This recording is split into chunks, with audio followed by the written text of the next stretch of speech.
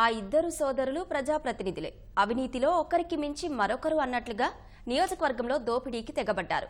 ఇసుకను తోడేయడం, కొండల్ని పిండేయడం, మట్టిని తవ్వేయడం అన్నింటా ఇద్దరి హస్తమే ఉంటుంది. తోకలు కత్తిరించేవారు లేక జగమొండిగా అక్రమాల్లో ఆరితేరారు. వసూలు బ్రదర్స్గా రాజ్యమేలుతున్నారు. ఏ నియోజకవర్గానికైనా ఒక ప్రజాప్రతినిధి ఉంటారు. కానీ ఆ నియోజకవర్గానికి మాత్రం ఇద్దరుంటారు. ఒకరు గిల్లితే మరొకరు జోలపాడినట్లు నటిస్తారు. అయితే ఇద్దరి దారి ఒకటే, అక్రమార్జన. సొంత పార్టీ ప్రత్యర్థి పార్టీ అనే తేడా ఉండదు. కమిషన్లు ముట్టజెబితే చాలు పనులవుతాయి. ప్యాలెస్ లో ఒకరికి మంచి పలుకుబడి ఉందని చెప్పుకుంటారు. దీన్ని ఉపయోగించుకుని ఎలాంటి కేసులనైనా ఇట్టే నీరుగారుస్తుంటారని ప్రతీతి. అధికారుల నుంచి పోలీసుల వరకు వీరి అనుమతి లేకుండా పోస్టింగ్ తెచ్చుకునే పరిస్థితి లేదు. పోలీసు ఠాణాలు సైతం వారి కనుసన్నల్లో నడవాల్సిందే. కేసు నమోదు చేయాలంటేనే ఎఫ్ఐఆర్, లేదంటే ప్రైవేట్ సెటిల్మెంట్లే. ఆ నియోజకవర్గానికి కలిసొచ్చిన ఇసుక అక్రమ రవాణా, మట్టి దందా కోట్లు కురిపించింది. ఖాళీ స్థలాలు వారి కళ్లు దాటిపోవు. సామాజిక వర్గాల సమీకరణ పేరుతో అక్కడ జరిగే కుంపట్లు అన్నీ ఇన్నీ కావు. పశ్చిమ కృష్ణా ప్రాంతంలోని ఓ నియోజకవర్గంలో అన్నదమ్ములు సాగిస్తున్న అరాచకాలివి. ఈ ప్రజాప్రతినిధులకు నియోజకవర్గంలో ముద్దుగా వసూల్ బ్రదర్స్ గా పేరు పెట్టారు.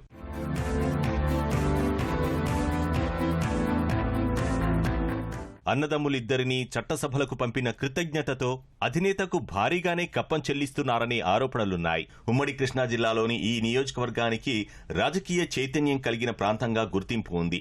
సోదరుడు ప్రజాప్రతినిధి అయినప్పటికీ అన్ని వ్యవహారాలను తమ్ముడే చక్కదిద్దుతుంటారు. వైకాపా ప్రభుత్వం వచ్చాక వీరి సంపాదన అనూహ్యంగా పెరిగింది. బినామీ పేర్లతో ఆస్తులు కొనుగోలు చేశారు. వీరు ప్రాతినిధ్యం వహించే ప్రాంతంతో పాటు పలు ప్రాంతాల్లో భూములు, ఇతర ఆస్తులు కొనుగోలు చేశారు. వీటిల్లో అసైన్డ్ చుక్కల భూములున్నాయి.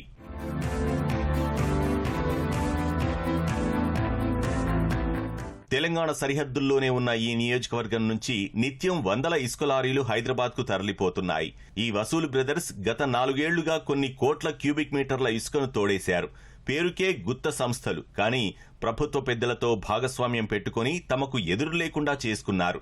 ఇసుక లారీకి కనీసం చలానా వేసేందుకు సైతం అధికారులు భయపడే పరిస్థితి తీసుకొచ్చారు. ఎలాంటి అనుమతులు లేకుండా, సీనరేజీ చెల్లించకుండా ఈ తవ్వకాలు జరిపి అక్రమ రవాణా చేశారు. తెలంగాణ రాష్ట్రంలో రవాణా శాఖ అధికారులు ఓవర్లోడింగ్ పేరుతో వేసిన జరిమానాలే ఇందుకు ప్రత్యక్ష ఉదాహరణలు. అక్కడ కూడా గత ప్రభుత్వంలోని ఓ మంత్రితో సర్దుబాటు చేసుకుని రవాణా శాఖ నుంచి జరిమానాలు లేకుండా ఏర్పాటు చేసుకున్నారు. ఈ నియోజకవర్గ పరిధిలో మునేరు, కృష్ణానదులు ఉండటం వల్ల హైదరాబాద్, ఖమ్మం, మధిర తదితర ప్రాంతాలకు ఇసుకను అక్రమంగా తరలిస్తున్నారు. ఇసుక గుత్తేదారు సంస్థ ఏదైనా సోదరుల అనుచరుల టిప్పర్లలోనే రవాణా జరగాలి. తవ్వకాలు వారే చేయాలి. గతంలో ఇసుక రవాణా గుత్తేదారు సంస్థ నుంచి సబ్లీజ్ తీసుకున్న వ్యక్తుల నుంచి నెలకు 10 లక్షలు వసూలు చేశారు. 5 ఏళ్లుగా ఇది బహిరంగంగానే జరుగుతున్నా అడ్డుకునేవారే లేరు.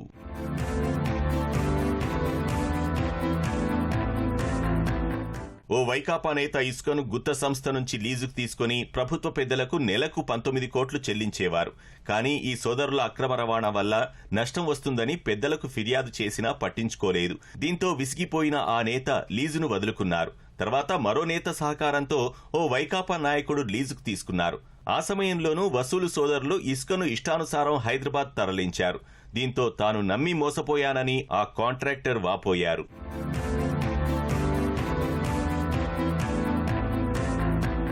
ప్రస్తుతం కోడ్ ఉన్నా వసూల్ బ్రదర్స్ ఆగడాలకు అడ్డు అదుపు లేదు.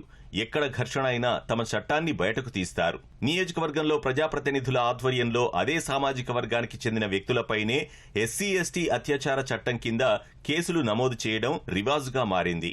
ఇక్కడ సెబ్ అధికారులపై వైకాపా నేతలు దాడి చేస్తే పోలీస్ స్టేషన్లో ఫిర్యాదు చేసినా ఫలితం లేదు.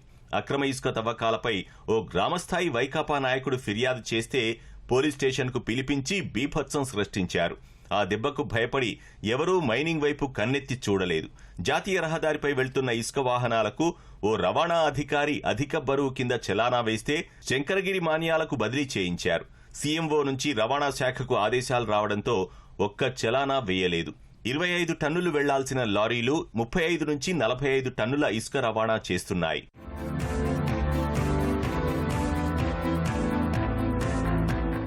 ఈ సోదరులు నియోజకవర్గంలో మట్టిని వదలలేదు. ఎవరు తవ్వినా తమకు కప్పం చెల్లించాల్సిందే, లేదంటే తమ అనుచరులే తవ్వి రవాణా చేసి విక్రయిస్తారనే షరతు విధించారు. మునేరు పక్కనే ఉన్న 2 కొండల్లో 4.5 ఏళ్లుగా గ్రావెల్ అక్రమ తవ్వకాలు జరుగుతున్నాయి. అనేకసార్లు ప్రతిపక్ష పార్టీ నేత కొండ వద్ద గ్రావెల్ తవ్వకాలను అడ్డుకొని ఆందోళన చేశారు. అయినా పోలీసులు ఎటువంటి చర్యలు తీసుకోలేదు. ఈ నియోజకవర్గ పరిధిలో జాతీయ రహదారి 2 చోట్ల విస్తరించారు. బైపాస్ రహదారి 6 వరుసల విస్తరణలోనూ 4 అండర్ పాస్లు, బ్రిడ్జిలు నిర్మించాల్సి వచ్చింది. ఇందుకు భారీగా అవసరమైన గ్రావెల్, మట్టిని కూడా సోదరులే సరఫరా చేసి గుత్తేదారు సంస్థ నుంచి సొమ్ములు తీసుకున్నారు. కానీ అసంపూర్తిగా మిగిలిన కొంత భాగాన్ని మాత్రం పరిష్కరించలేక చేతులెత్తేశారు. సోదరులతో తలనొప్పులు ఎందుకని తమకు క్వారీ లీజు అనుమతులున్నా, తవ్వి రవాణా చేసుకునే సామర్థ్యం ఉన్నా గుత్త సంస్థ వదిలేసింది. ప్రైవేట్ లేఅవుట్లలో రహదారుల నిర్మాణానికి గ్రావెల్ తరలిస్తున్నారు. ఇందుకు ప్రతిరోజు లక్షల్లో అక్రమార్జనకు పాల్పడుతున్నారు. వీరి అవినీతికి స్వరూపం కోల్పోయిన కొండలే సాక్ష్యాలుగా ఉన్నాయి.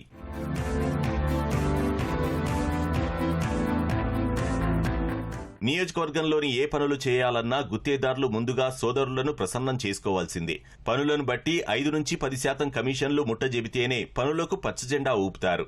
ఒక మండల కేంద్రం నుంచి మరో మండల కేంద్రానికి బీటీ రోడ్ నిర్మాణానికి 20 కోట్లు మంజూరయ్యాయి. దీనిలో 1,25,00,000 కమిషన్ను తీసుకున్నారని గుత్తేదారు బహిరంగంగా వ్యాఖ్యానించడం సంచలనం కలిగించింది. ఈ నియోజకవర్గంలో ఎవ్వరూ ముందుకు రాక ఎన్డీబీ పనులు నిలిచిపోయాయి. టెండర్ దక్కించుకున్నా కూడా పనులు చేయకుండా అడ్డుకున్నారు. దీంతో ఇక్కడి రోడ్ల పరిస్థితి దారుణంగా తయారైంది.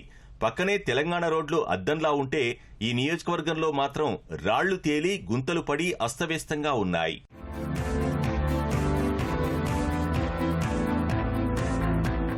ఈ నియోజకవర్గంలో ఉన్న ఏకైక మున్సిపాలిటీలో వైకాపా విజయం సాధించింది. అయితే పెత్తనమంతా తమ్ముడిదే. అధికారులు ఆయన చెప్పినట్లు వ్యవహరించారు. చైర్మన్ కుర్చీకే పరిమితం. అటెండర్ పనిచేయాలన్నా తమ్ముడి నుంచి అనుమతి రావాల్సిందే. ఇదే విషయంపై చైర్మన్ తమ వైకాపా కౌన్సిలర్ల ముందే కన్నీళ్లు పెట్టుకుని చెప్పారు.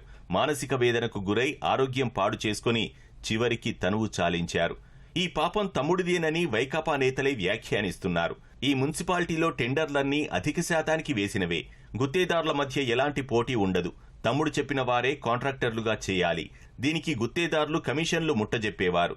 మున్సిపాలిటీ పరిధిలో అక్రమ నిర్మాణాలకు అధికారుల ద్వారా భారీగా మామూళ్లందాయి. పట్టణంలో G+2 నిర్మాణానికే మున్సిపాలిటీ అనుమతి ఇస్తుంది.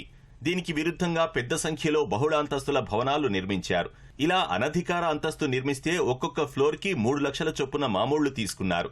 జాతీయ రహదారి పక్కన హైదరాబాద్ మార్గంలో ఉండే ఈ పట్టణంలో వెంచర్లు ఎక్కువగానే వచ్చాయి. రాజధాని అమరావతి అయితే ఈ ప్రాంతం అభివృద్ధి చెందుతుందనే ఉద్దేశంతో వ్యాపారులు వెంచర్లు వేశారు. వారి నుంచి భారీగానే ముడుపులు అందుకున్నారు.